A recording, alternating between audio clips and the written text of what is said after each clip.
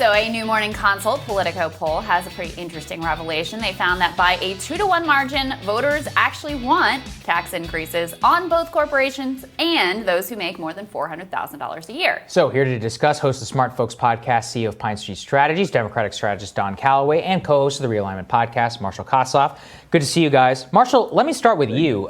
Given how popular the bill seems to be, at least from the get-go, who knows, things could head in a different direction. But we see the GOP lining up in total opposition, Mitch McConnell, many of these others, having done so now on the COVID relief bill. The question is around politics, which is that given Trump's support for the infrastructure plan and now this total opposition, how are these things going to be reconciled politically whenever it comes to the future? Yeah, I mean, we got to separate the is this good policy from is this good politics here, because the politics here are really smart. Because if you're raising the minimum income for tax increases to $400,000 a year, you've basically cut a huge section out of it. And if you go back into the 1970s and the 1980s, the strongest anti-tax pushes from Republicans have basically been focused on these tax increases are going to affect you. So when you're so clearly focusing on upper middle class people and then corporations, you're pretty much excluding a large part of the electorate to do something that's pretty broadly popular, which is infrastructure spending. Yeah. Don, I think that Marshall is correct. I have issues with the infrastructure package, which I've made very clear here. I think it's insufficient. I think it's too small. I think they got captured by this deficit hawk mindset, et cetera, et cetera. But I also think it's going to be extremely popular. These tax hikes are broadly supported, not just by Democrats, but by Republicans as well. As Marshall accurately points out, those people who make, because Obama and Hillary's position was basically no tax hikes on anyone who makes less than $250, and those people who make between $250 and $400 are just giant pains in the asses in politics in general and have disproportionate political power. I mean, these are like the local donors that are super involved in politics and get super upset when their taxes go up at all. So you've just taken them off the table. I do think Republicans are going to have a really hard time mustering an effective opposition to this. Yeah, they will. I mean, let's be clear.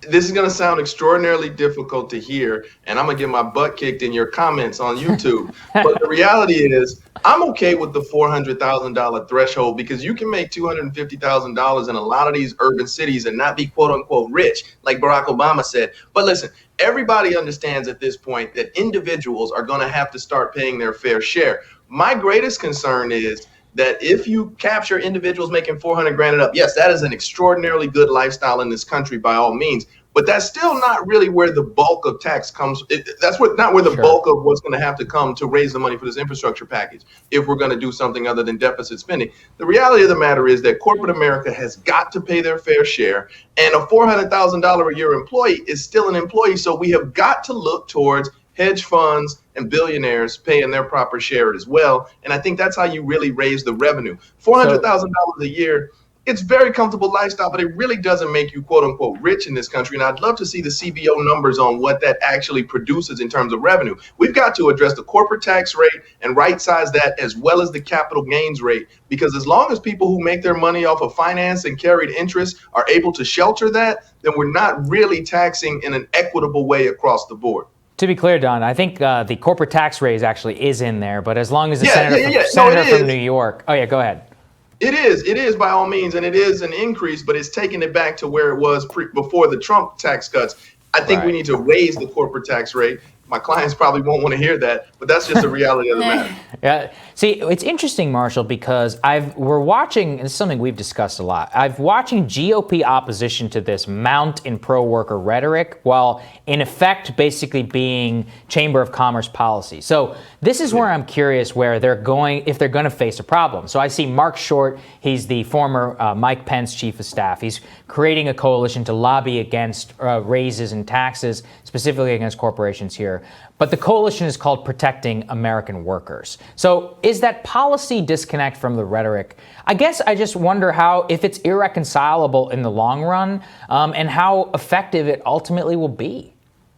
Well, this is the key thing. None of this is driven by actual policy. So the key thing is that it's not as if we're going to look and say from a group like that, oh, look, here are the specific tax raises. Mm-hmm. It's always going to be about the concern the fear, especially with Joe Biden. I mean, look at the arguments going against Joe Biden from the right going into the 2020 election. It's this Joe Biden seems like a nice, chill, moderate guy, but actually he's hiding this socialist vanguard that's coming up behind him. But actually, Kamala Harris is going to be in control of everything, is going to do this, this, and that. So what people are going to do and what the right is going to have to navigate, and what I think Biden has successfully done, is just negate the idea the right is going to have to promote the idea that the Biden administration, as it stands right now, is a Trojan horse for these ideas that those working people they're focused on are going to dislike. And the way they're going to square this is they're going to lean into culture war. I mean, that's how this is basically going to go on, because what's going to go on here is that while, working people might not be affected by the tax increases,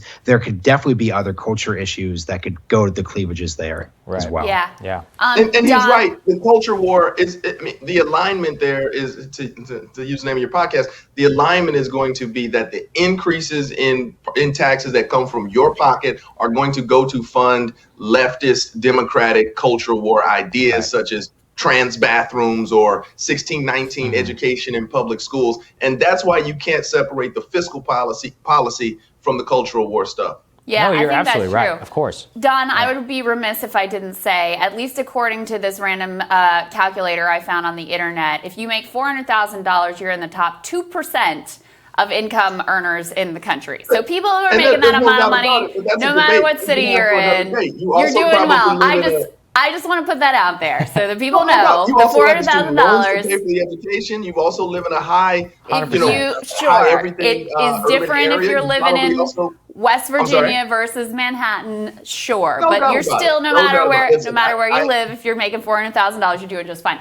But I wanted to ask you, Don, a bigger picture question, which is that, do you think that this, we've had this debate and this Reagan era type of politics where everybody worships at the altar of fiscal responsibility. Republicans do it when it's convenient. Democrats buy into this crap and they use it to sort of cut social welfare programs. I see kind of indications, number one, that argument has broken down on the Republican side. Like, this poll is an indication. Overwhelmingly, people are like, yes, raise taxes on people who are making more than $400K. Yes, raise taxes on corporations. So do you think that the power of that rhetoric has broken down? And, that's essentially why Republicans are leaning into the culture war stuff, as you aptly put it, rather than going with their typical bread and butter, we got to keep the taxes low or else it's going to be the end of America thing. Well, yeah, again, I think you can't separate the fiscal stuff from the culture war stuff, but I do think that a broader coalition of people, multiracial, across all different types of walks of life in this country, are starting to recognize that over the last 30 years, the rich have gotten exponentially richer while the middle class has remained stagnant. And so if you look at the reddest of red states, they want an increase in Medicaid, Medicare expansion. They want an increase in the minimum wage. They want individual taxes to go up on those whoever they deem rich, wherever they draw that line. And absolutely, the lines are beginning to be blurred, and that's why you see the rise of the populist thinker like your friend Richard Ojeda in West Virginia, and the people that Richard Ojeda is able to talk to, the people that Bernie Sanders are able to talk to, are people across the political spectrum, people whose votes cannot be plugged into one simple box, D or R. And I think that sentiment is catching on across the country,